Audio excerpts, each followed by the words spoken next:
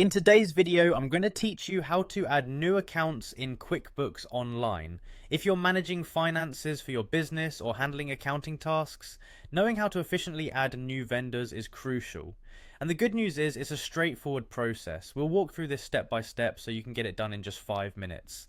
First things first, you need to log into QuickBooks Online by clicking on the Sign In button. Make sure you've chosen QuickBooks Online as your platform. This step ensures you're in the right place. Once prompted, enter your credentials. If you've forgotten your password or any details, there's often a reset option, so don't worry too much about that. Once you've filled in your information, click Continue to access your account. Now that you're logged in, let's get started with setting up a new vendor. We'll head straight over to the Expenses tab. This tab is generally located on the left side of your dashboard.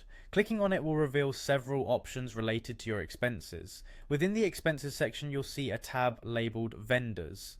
Click on that and you'll be directed to the vendor management area. This is where all your current and future vendors will be listed. Look towards the top right corner of your screen. You'll find a button labeled New Vendor. Clicking on this button will open a form where you can input all the details for the vendor you wish to add. Let's go through this form together. Start by entering the company name of the vendor you're adding. This is vital for your records, so it's easy for anyone handling accounting to identify transactions from this vendor. Next, input the vendor's display name. This could be the same as the company name or a shortened version to make things simple. Now let's move on to the personal details. Fill out the first name, middle name and last name of a contact person at the vendor's company. If the middle name isn't available or necessary, you can leave this field blank.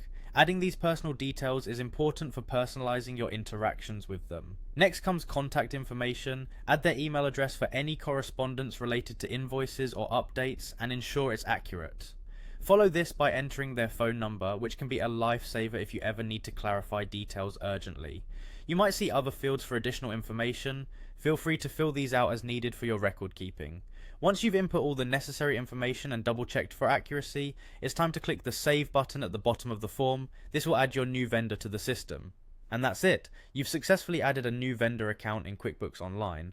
That concludes our walkthrough. Remember, keeping your vendor information up to date is vital for smooth financial operations, so take the time to ensure all details are correct. Thanks for watching, and I hope you found this guide helpful. If you have any more questions, feel free to explore our additional resources or reach out for further assistance.